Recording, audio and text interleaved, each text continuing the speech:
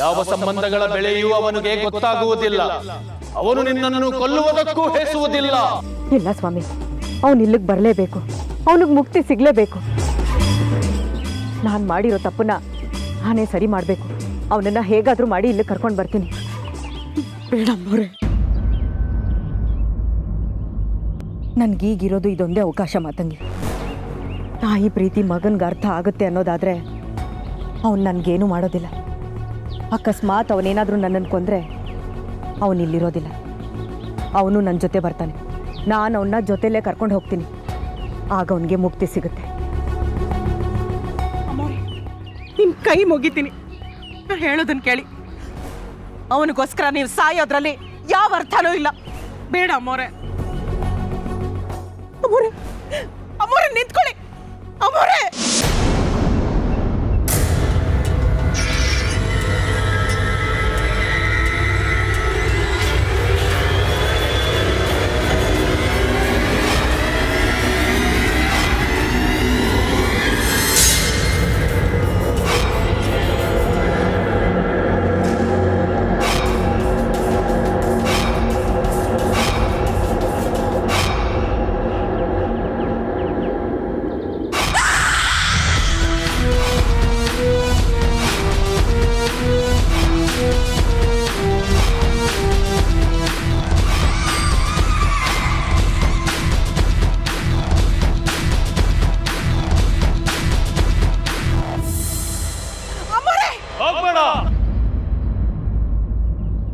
ಅಯ್ಯ, ನಿಮ್ ಕೈ ಮುಗಿತೀನಯ್ಯ. ಅವನು ಅಮ್ಮವ್ರನ್ನ ಸಾಯಿಸ್ಬಿಡ್ತಾನೆ. ದಯವಿಟ್ಟು ಅವ್ರನ್ನ ಕಾಪಾಡಿ ಅಯ್ಯ. ನಿಮ್ ಕೈ ಮುಗಿತೀನಿ, ಕಾಪಾಡಿ ಅಯ್ಯ. ಬೇಡ. ತಾಯಿ ಮಗನ ನಡುವೆ ಯುದ್ಧ ಅಪರೂಪ. ಇವತ್ತು ತಾಯಿ ಪ್ರೀತಿ ದೊಡ್ಡ, ಮಗನ ದ್ವೇಷ ದೊಡ್ಡ ಅನ್ನೋದು ಇವತ್ತು ಗೊತ್ತಾಗ್ಲಿ. ಆರತಿ ಮಗನನ್ನ ಗೆಲ್ತಾಳ ಅಥವಾ ಚಿರು ತಾಯಿ ಪ್ರೀತಿನ ಸೋಲಿಸ್ತಾನ ಅನ್ನೋದು ಗೊತ್ತಾಗ್ಲಿ. ಚಿರು, ನಾನು ನಿನ್ನ 9 ತಿಂಗಳು ಹೊತ್ತು ಹೆತ್ತ ತಾಯಿ ಕಣೋ. ಹೆತ್ತು ಗರ್ಭಕ್ಕೆ ಒದ್ಬಿಡ್ತೀಯ. ನನ್ನ ಕೊಂದ್ರೆ ಇವತ್ತೇ ನಿನ್ನ ದ್ವೇಷ ತೀರೋದಾದ್ರೆ ನೀನೇ ನನ್ನನ್ನು ಸಾಯಿಸ್ಬಿಡು. ನನ್ನ ಸಾವಲ್ಲೇ ನಿನ್ನ ಸಂತೋಷ ಇದೆ ಅನ್ನೋದಾದ್ರೆ ಇವತ್ತೇ ನನ್ನನ್ನು ಕೊಂದ್ಬಿಡು.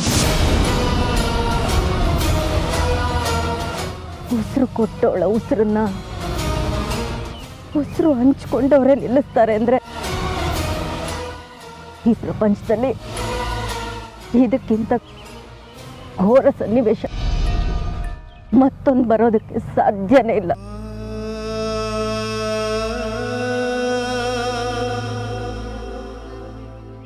ನಿನ್ನಿಂದ ಸಾವಾಗತ್ತಲ್ಲ ಅನ್ನೋ ದುಃಖಕ್ಕಿಂತ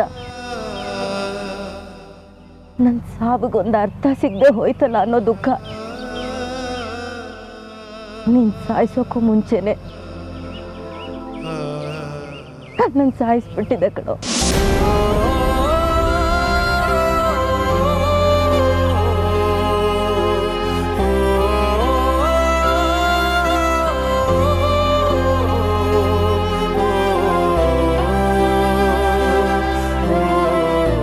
ನನ್ನ ಸಾವು ನಿನ್ನಿಂದ ಶತಸಿದ್ಧ ಅನ್ನೋದಾದ್ರೆ ಈ ಪ್ರಪಂಚದಲ್ಲಿ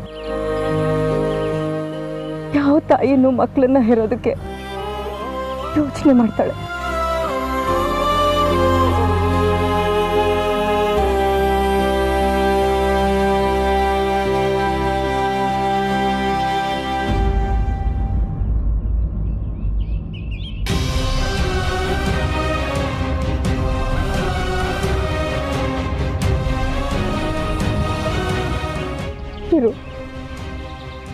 ಕಂದ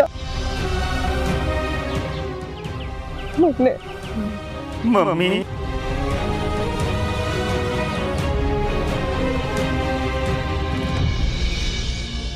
ನನ್ನನ್ನು ಸಾಯಿಸೋದಕ್ಕೆ ನಿಂಗೆ ಅಷ್ಟೊಂದು ಇಷ್ಟನಪ್ಪ?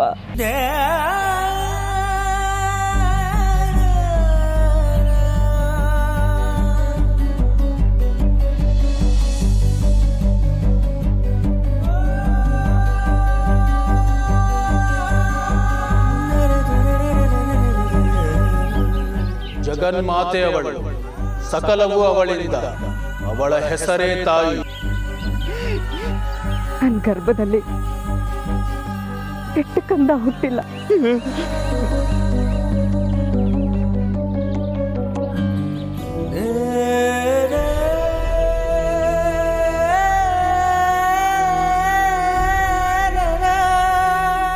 ನನ್ನ ಗರ್ಭ ನನ್ಗೆ ಯಾವತ್ತೂ ಮೋಸ ಮಾಡಿಲ್ಲ. ನನ್ನ ರಕ್ತ ಹಂಚ್ಕೊಂಡು ಹುಟ್ಟಿರೋ ನಿನ್ನಲ್ಲಿ ಹರಿತಾ ಇರೋದು ವಿಷ ಅಲ್ಲ ಅಲ್ವಾ? ಬಾ,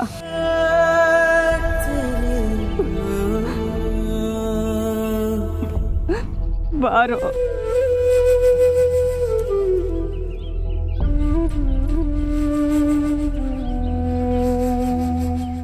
ಈ ಕೈ ನೋಡು, ಇದು ನಿನ್ಗೆ ಯಾಕೆ ಕೈ ತುತ್ತು ಕೊಡುತ್ತೆ ಹೊರತು ವಿಷ ಕೊಡಲ್ಲ ಅಲ್ವಾ? ಈ ಅಮ್ಮನ ನಂಬೋ, ನಿನ್ನ ದಡ ಸೇರಿಸ್ತಾಳೆ. ಬಾಕಂದ ನನ್ನ ಜೊತೆ ಬಾರೋ.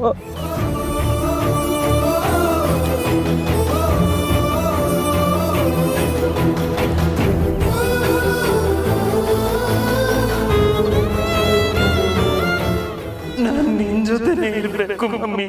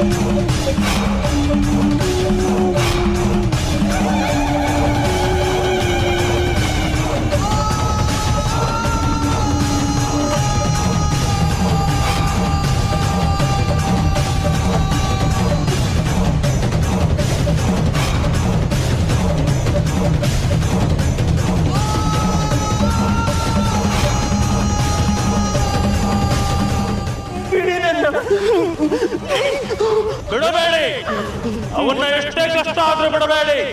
ಮಂಡಲದೊಳಗೆ ನೂಕೆ ಬಿಡಿ ನನ್ನ ಮಮ್ಮಿ. ಮಮ್ಮಿ ನನಗೆ ತುಂಬಾ ಭಯ ಆಗ್ತದೆ ಮಮ್ಮಿ.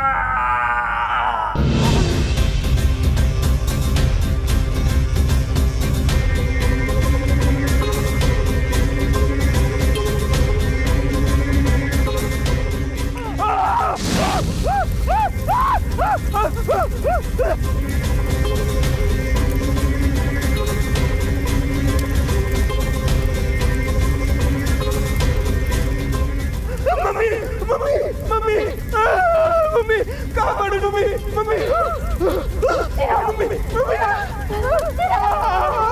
ಮಮ್ಮಿ ಮಮ್ಮಿ ಸೇರಿ ಮಮ್ಮಿ. ಮಮ್ಮಿ ಕಾಪಾಡು ಮಮ್ಮಿ. ಅಮ್ಮೋರೆ, ಏನ್ ಮಾಡ್ತಾ ಇದೀರಾ ನೀವು? ಬನ್ನಿ. ಓಂ ತಾರಾ ಮಂತಾರ, ಓಂ ತಾರಾ ಮಂತಾರ.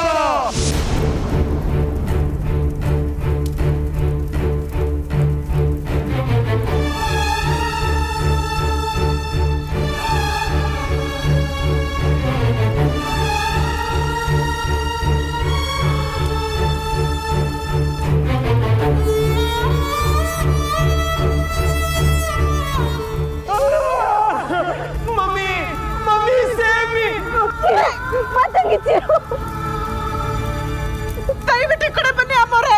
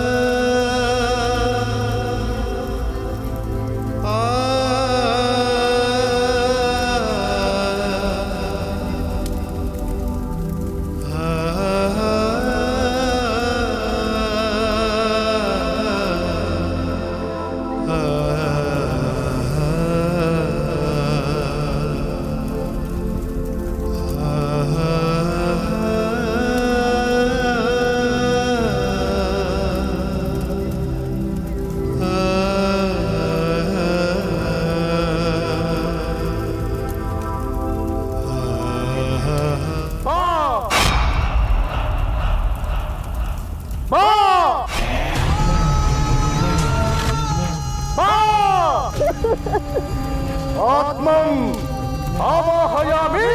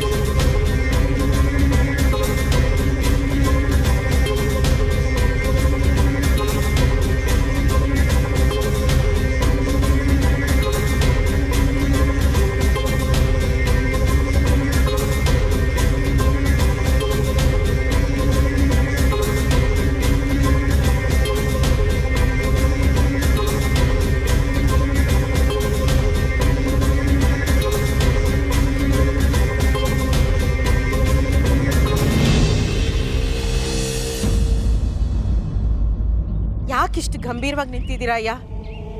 ಎಲ್ಲ ಮುಗೀತಲ್ಲ, ಇನ್ನೇನು ಸಮಸ್ಯೆ ಇಲ್ಲ ತಾನೇ? ನಾನು ನಿಮಗೆ ಮುಖ್ಯವಾದ ವಿಷಯಗಳನ್ನ ಹೇಳಬೇಕಿದೆ.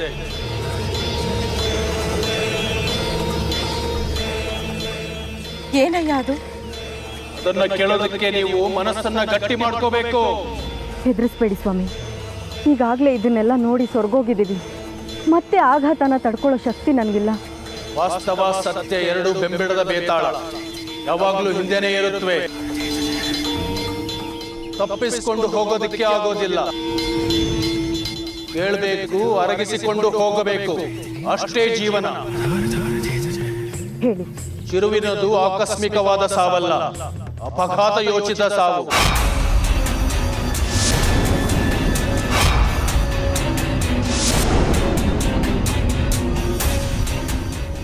ಮಾಮಿ, ಹೌದು, ಅವನನ್ನ ಸಾಯಿಸಬೇಕು ಅಂತ ಮೊದಲೇ ಯೋಜನೆಯಾಗಿತ್ತು. ಯಾರ್ ಸ್ವಾಮಿ ಆ ಪಾಪಿಗಳು? ನನ್ನ ಮಗನ್ ಯಾಕೆ ಸಾಯಿಸಿದ್ರು? ಅದರಿಂದ ಅವ್ರಿಗೇನ್ ಲಾಭ? ಸಮಯ ಬಂದಾಗ ನಾನೇ ಎಲ್ಲವನ್ನ ವಿವರವಾಗಿ ಹೇಳ್ತೇನೆ. ಇನ್ನೇನು ಆಗತ್ತಾ ಇದೆ ಅಯ್ಯ? ಚಿರು ಸತ್ತು ಶ್ರಾದ್ದವಾಗಿ ಅವನು ಸ್ವರ್ಗವನ್ನು ಸೇರಿದ್ದರೆ ಈ ತೊಂದರೆಗಳೆಲ್ಲ ಬರುತ್ತಿರಲಿಲ್ಲ. ಅವನು ಹಿಂದಿರುಗಿ ಬಂದದ್ದೇ ಬಹುದೊಡ್ಡ ಸಮಸ್ಯೆಯಾಗಿತ್ತು. ಈಗ ನಾನು ಬಂಧಿಸಿರುವ ಚಿರುವಿನ ಆತ್ಮಕ್ಕೆ ಗಡುವಿರುವುದು ಕೇವಲ ಒಂದೇ 1 ವರುಷ.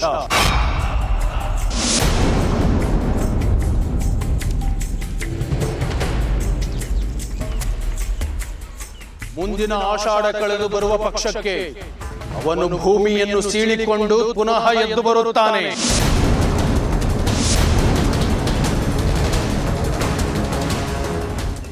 ಹಾಗೆಲ್ಲ ಹೇಳ್ಬೇಡಿ ಅಯ್ಯ. ಈಗಾಗಿರೋ ಸಮಸ್ಯೆಯಿಂದ ಎಲ್ಲರೂ ನೆಲ ಕಚ್ಬಿಟ್ಟಿದೀವಿ. ಈಗ ಮತ್ತೆ ಅವನು ಬಂದ್ರೆ ಖಂಡಿತ ಸುಮ್ಮನೆ ಇರುವುದಿಲ್ಲ. ಅವನು ಇನ್ನೂ ಉಗ್ರನಾಗಿರುತ್ತಾನೆ. ಹಾಗಾದ್ರೆ ಇದಕ್ಕೆ ಶಾಶ್ವತವಾದ ಪರಿಹಾರನೇ ಇಲ್ವಾ? ಇದೆ, ಒಂದು ದಾರಿ ಇದೆ. ಏನ್ ಸ್ವಾಮಿ ಅದು?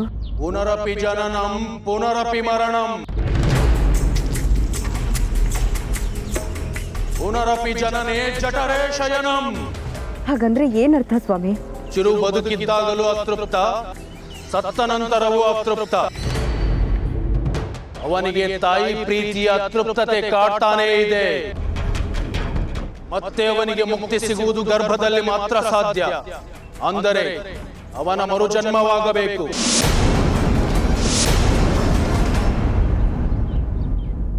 ಆಗ ಅವನು ಈ ಜನ್ಮದಲ್ಲಿ ಕಳೆದುಕೊಂಡಿರುವುದನ್ನು ಮತ್ತೆ ಪಡೆದು ತೃಪ್ತನಾಗಲು ಮತ್ತೆ ಜನಿಸಿ ಬರುತ್ತಾನೆ.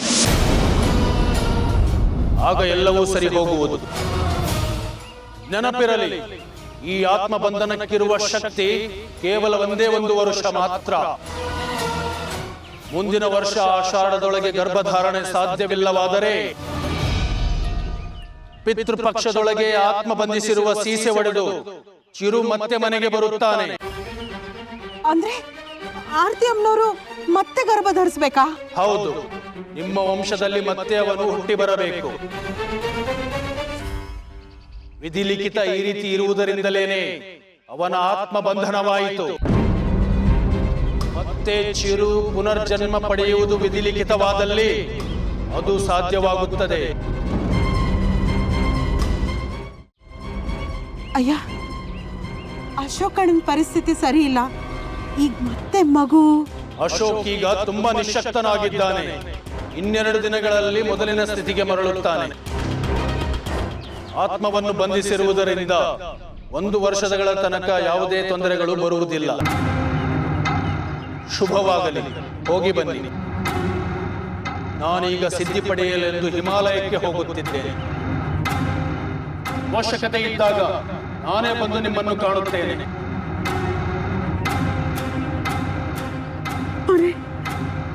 ಅಂತೂ ಆ ದೇವರು ನಿಮ್ ಕೈ ಬಿಡ್ಲಿಲ್ಲ. ಮತ್ತೆ ಚಿರು ನಿಮ್ ಜೊತೆ ಇರೋ ತರ ಕೈ ಕೊಟ್ಟಿದ್ದಾನೆ. ಯಾಕಮ್ಮೋರೆ, ಸಪ್ಪಗಿದ್ದೀರಾ? ಮಾತಾಡಿ. ಏನಿಲ್ಲ ಮಾತಂಗಿ, ಮನೇಲಿ ಎಲ್ಲರೂ ಕಾಯ್ತಿರ್ತಾರೆ. ಬಾ ಹೊರಡೋಣ.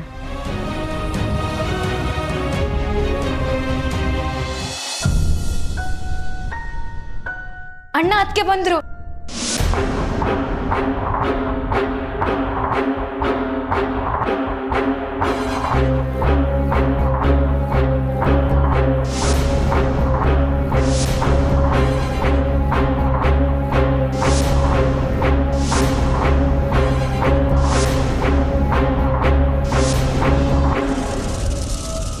ತತ್ತರಿಸ್ಕೊಂಡಿರೋ ಹಾಗೆ ಕಾಣಿಸ್ತಾ ಇದೆ.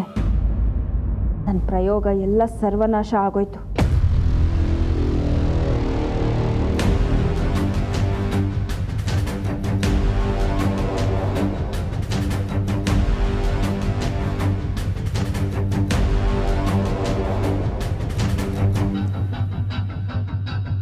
ನಿಂತ್ಕೋ. ಯಾರಿಗೂ ಹೇಳ್ದೆ ಕೇಳ್ದೆ ಮನೆಯಿಂದ ಹೊರಗೆ ಹೋದ್ಮೇಲೆ ಮತ್ತೆ ಯಾಕೆ ವಾಪಸ್ ಬಂದೆ?